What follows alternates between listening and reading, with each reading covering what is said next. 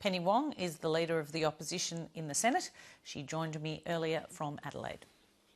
Penny Wong, welcome back to Lateline. Good to be with you. There are now at least 4 Liberal MPs who are agitating for the government to bring on a parliamentary vote on same-sex marriage. Are you confident, after all this time, that this issue may well be resolved in the next couple of weeks? Look, I hope it can be, and I hope that we can have this vote and move on, because I think that's where most Australians would like us to be. I know this is a deeply divisive issue inside the coalition, has been for a very long time, but at some point the delaying tactics have to stop. I do applaud the courage of Dean Smith and Trevor Evans and others who are standing up for what they believe, but also for the principle that they should be able to have a vote on this in the Parliament. I mean, ultimately, Malcolm Turnbull can't simply avoid having a vote on this forever. That's not a political strategy, and it's not a decent strategy. Dean Smith has confirmed he's drafting a private member's bill on this. He's in the Senate, where presumably there wouldn't be too much opposition to that debate. Procedurally, though, how could he get a piece of legislation on same-sex marriage up in the House, given Malcolm Turnbull is sticking steadfastly to the government's plebiscite policy? Well, I think if you look at the number of Liberal MPs who've talked about this, it's clear that there is a possibility this matter could be dealt with in the House. I think that would be a good thing. I think that rather than tear itself apart, it would be best if the coalition could face reality, in which is the country's moved on. They're having this internal debate where really the hard right of their party and the National Party appear to be, calling the shots. But the country's moved on. I mean, the country wants Parliament to deal with this, and it wants to have it dealt with. And I think most of us are really a little tired of having this debate. I know there are people who are never going to agree, but ultimately this is an issue of principle, it's an issue of equality, and it's an issue of ensuring that the institution of civil marriage, as opposed to religious marriage, is open to all Australians. Procedurally, though, is a move afoot for Labor in the lower house? We know you're the leader in the Senate, but in the lower house, to move a procedural motion to allow a vote on same-sex marriage in the hope that at least 3 coalition MPs cross the floor? Well, if there is, it's not something I'm necessarily going to discuss with you on Lateline, Emma, but leaving aside any procedural tactics, there is one way for this to be dealt with without the need for parliamentary tactics, and that is Malcolm Turnbull can just accept that sufficient of his party room want to vote on this and allow a vote. That would be a much better way of dealing with this than having, frankly, a political fight on an issue which has become pretty bitter and divided inside the coalition. I'd rather just see the issue dealt with rather than, a tactical victory for one side or the other.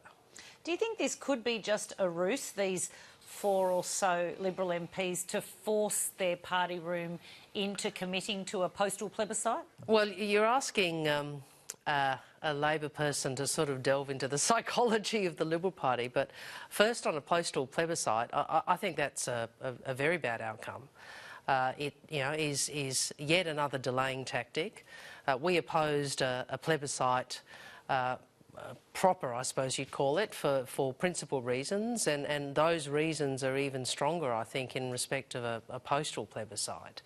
I think the people concerned inside the Liberal Party are standing up for what they believe in. I have no doubt they're under a lot of pressure. I've no doubt that this is a difficult thing for them to do, but ultimately, they've been trying to manage this for some time, and I guess for many of them it's become untenable, and Malcolm should respect that. People ought not be put in a position where they are required to vote to not have a vote on something they believe in, and that is the current position of the coalition, and it is simply unsustainable. Today you've called for a judicial inquiry into the matters that were raised by the Four Corners program last week pertaining to water allocations throughout the country and allegations of water theft and corruption. Is your call an indication that you don't have faith in the Murray-Darling Basin Authority to do that job? Well, I certainly don't have faith in Barnaby Joyce to make sure the Murray-Darling Basin reform is delivered. But look, today I have put out the motion I'm going to be moving in the Senate, and that's going to be supported by South Australian senators from across the board. Sarah Hanson-Young, Corey Bernardi, Nick Xenophon, and I invite the South Australian Liberals as well. And it's a motion that calls for a judicial inquiry into the dreadful allegations of theft, water that taxpayers have paid for being stolen by irrigators, corruption and mismanagement in the Murray-Darling Basin. Pardon the interruption though, but the government hasn't it already announced an independent inquiry? No, the government has announced an inquiry by the Murray-Darling Basin Authority under whom these events occurred.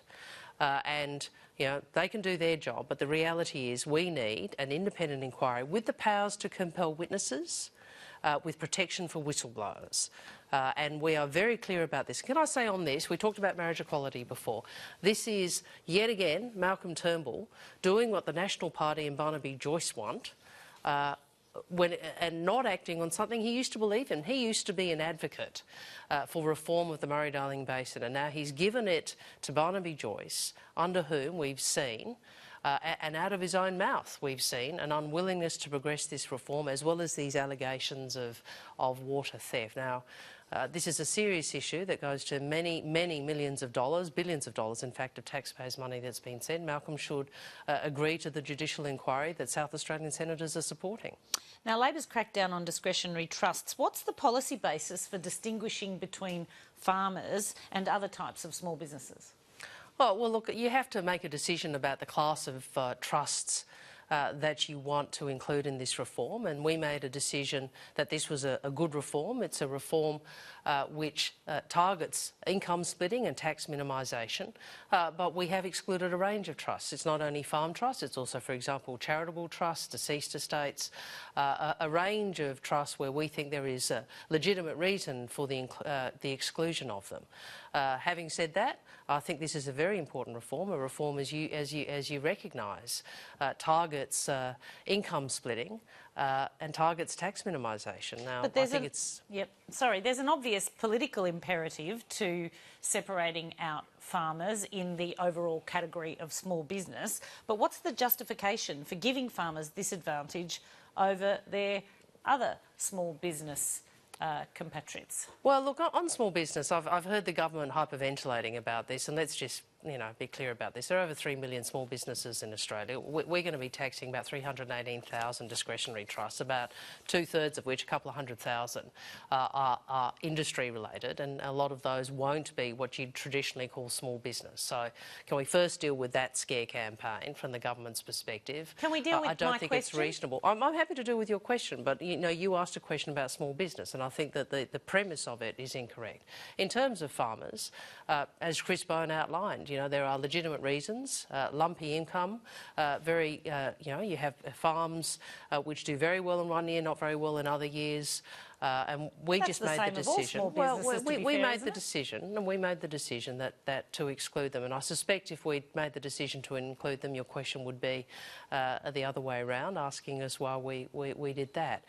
We've made a judgment about what should be included. I think it's a sensible reform. It's a reform that reflects really the same trajectory as John Howard's policy in the 1980s, which targeted income, the income being paid to minors. This deals with people who are over 18, and I think is a sensible reform which makes the tax system fairer and will improve the budget position. Finally, I want to ask you about the events of the last couple of weeks in US politics. Bear with me. Just an hour after Donald Trump tweeted "No White House chaos!" White House Communications Director Anthony Scaramucci was fired. We've seen the ousting of the Chief of Staff Reince Priebus, the resignation of the Press Secretary Sean Spicer, the failure of Donald Trump's signature campaign policy, the repeal of Obamacare. That's after the resignation of National Security Advisor, the firing of the Director of the FBI, the President bullying his own Attorney General, and not to mention the ongoing Russia investigation. Is there any precedent you can think of that comes anywhere close to this? Well, there's certainly a lot of material for the late night shows, isn't there, Emma? And it would be preferable, wouldn't it, if there was perhaps less turnover and perhaps a bit more stability. But look, my job as Shadow Foreign Affairs is not to sort of comment on the you know, the gossip and movement in Washington. It's a little more than gossip, isn't it? Well, I said there's a lot of material, isn't there? I mean, my job is to continue to look at on a bipartisan basis to support a relationship with the United States, which is long-standing and, more importantly, is multi-layered. Like, it is a relationship that is institutionally based. It is a relationship which operates at many levels, and it has never been a relationship which relies on personalities or individuals or who the White House Communications Director is. Penny Wong, appreciate your company tonight. Thank you. Good to be with you.